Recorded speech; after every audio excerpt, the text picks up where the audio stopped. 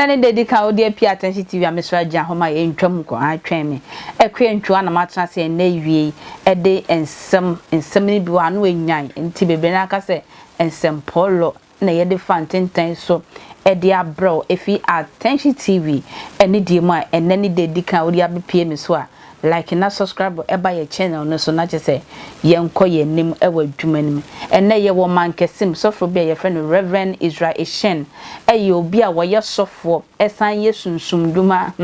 wo san so herbalist nti wo hwe TV nani a na sonye so akoy say sebe ye nanan mo gu nsa no za no no so ahyehye ne niema ano no bato no de wo se wo ye sofo na enchemu chete omo oba ba mu a na ne ho emfa no kakra kola no wo eye problem eno nti omo kopie mu e wo kolebu ne ye koye scan ne ade wo kolebu doctor kire mo se eye etremu cancer na ya affect akola no ani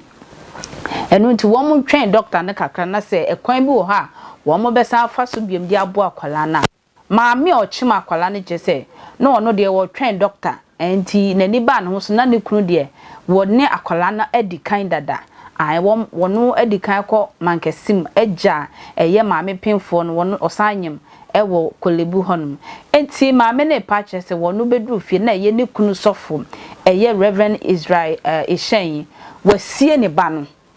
a wambeto ne ba no emu ewo eye fie na opache se wo ba no e na kwala no ewuka no so e wo kam nti oba ya won pese be he ni ade nti wono atutu from secret asodan ne nchen ho a e na wo sie akwala no mami owo akwala se on de omfa na ni hu ye se akwala no hye sa na but we hu se ya tutu ba bi wo ho a ni kunu esie akwala no e wo ho we no ayekasa bebre nipa bebre na adwum ye om kesen kakra edi enti na oba bewu a obesie ne secret won pese obi abete a wo yire a wone no sebe obutu ne so bu atopa no kra no wa mana mbeto akwala na mu esie na nya ba bia so nsie ni say asoda ne nchen o mission house ho na ho na wo sie no mesa say wo do comment be because asem we na ye na kakra wo de men ko MANKESSIM na maami ono awo ba no ono ankasa na ma ne ebo se o defend ni kru se wo twetwe nsem fa comment bra me ntie bra maami asem hwehwe aso kakra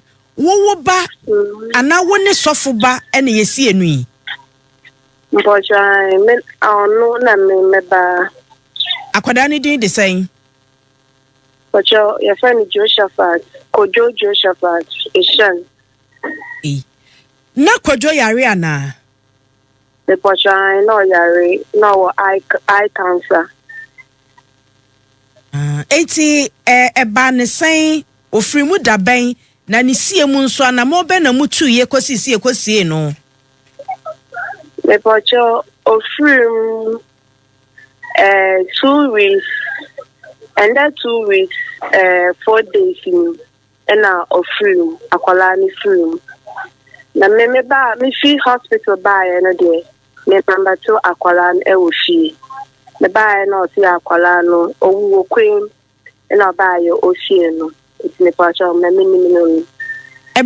na akwada no wo he no free mu na wo hospital ho sa wo na wo yare ana sesai na akwara no mo na o yare e wo Kolobu hospital ana ne papa baye so baye no no odinkani akwara no ebe fi ba me fi hospital baye ni fi Kolobu ba ifi no de me de ma meto akwara no akwada no papa beje no e wo Kolobu so de ne ba fi Pocho say akwada no papa no beje akwada no wo Kolobu sa odini dikan wo fie me pocho han awo ye den wo Kolobu akwala no na yare e na mode no koye e na ne papa beje no na ye doctor yi no samomfa no nkofie ana sasai me pocho ena asomni nya ne say ye ko eye clinic no me na me ni akwala no ko eye clinic no se me ni akwala no ko eye clinic no ye ko ye ko chest scan ye bi ti ko sha machine ko chest scan ye ko ye no ena mo de result na eyi na de na mai me ba hospital no omo ma me letter say me from ko eye clinic ko se me ko ye na eye clinic for no mo prove say adena spread the akọ metim ani me brain ya nti omo ya enyeyi oyin omo ye operation kwa enyeyi nti doctor ne ka tell me say me friend na papa mambra hospital sade chinya no na papa fi ifi eba hospital so ba ye no doctor ne ka say onye wo asam a person onye kasa nti ono oba ye no na doctor no fi mbaye so trying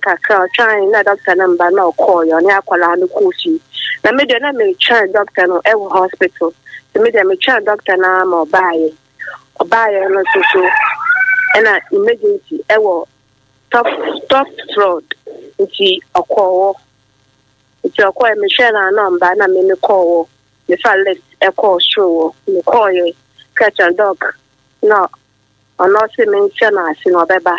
ena me sa me chi food bi me full list bi me sa me chi me call you say me ko obesan aba so me third one no ena me call me ka chen say insure no ba impassion say me be fi no se me ko no beba na ono ba e no wa to say akwala ne papa be fa na ide akọ nti oba nti me ti wasa so oba e so sha ne okoshe office so ambana me so me ta me bag e be fi to be dey say ni ma me to akwala no e wo fi me ba e no no fi akwala no only ni dey say no wu o kwai mu so ba e no fi akwala because of the condition nti on person me ba to sha bi be ye me akwala no wu kwin no o fi akwala no ti me ba fi ni yo mami ye dase woni akwada no hospital kosi sane papa e fa na ba fie no na ne tibia mu tesen yare ana eye emergency ana ena akwala no de ono hospital no ndidi waya mbre onum nsu waya week ojamana no wo so like na akwala de onya fit eno de onya fit itinya doctor ne ka asam mfa ne nkofie ne mo wukunu a na de ne pem fa akwada no kofie me pacho doctor ne ka so me fa me na akwala ni mbre fie ba doctor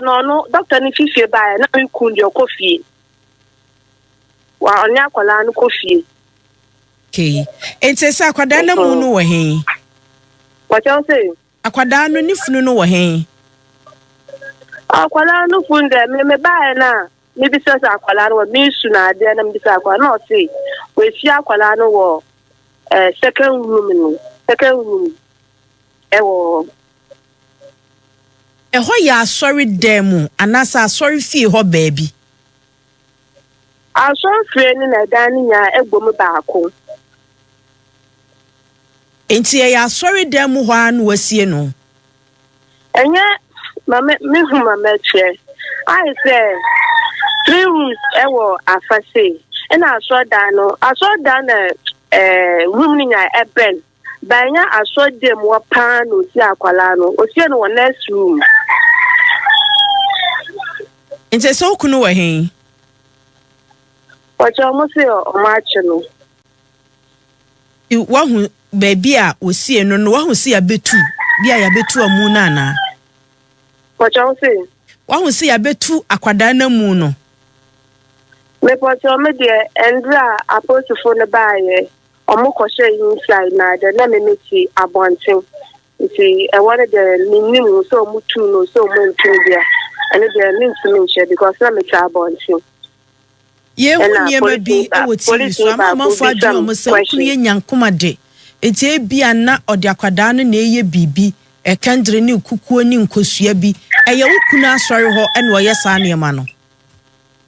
me pocho ai sa kukuo ni de tuwa dada ena za kukuo no so enye kukuo ye kase kukuo pitwe bi na eya nkosua na ade eya ibin me ba ne nchen oye adwuma de mo Imporcham, na mimi no why. Adwuma ben. Do wa obi area oni edu komano. Like me fan say diabetes and like different say normal Yoruba oni edu san pakone Yoruba spiritual so ono so to spiritual nyama ebu ampakono. Ready emu owiram kakra. Wan say woman ne say nkukuo ni ade na esisi ho no kra no esisi ho dada but wo hwa nkukuo ni nkosua gugugum ni ade ne nyina ebi wo honom but ne yere say esisi ho ache oye adwuma nso ema nkrofo. So woman, are you oba o ka say ye de I fa comment break entwa makra.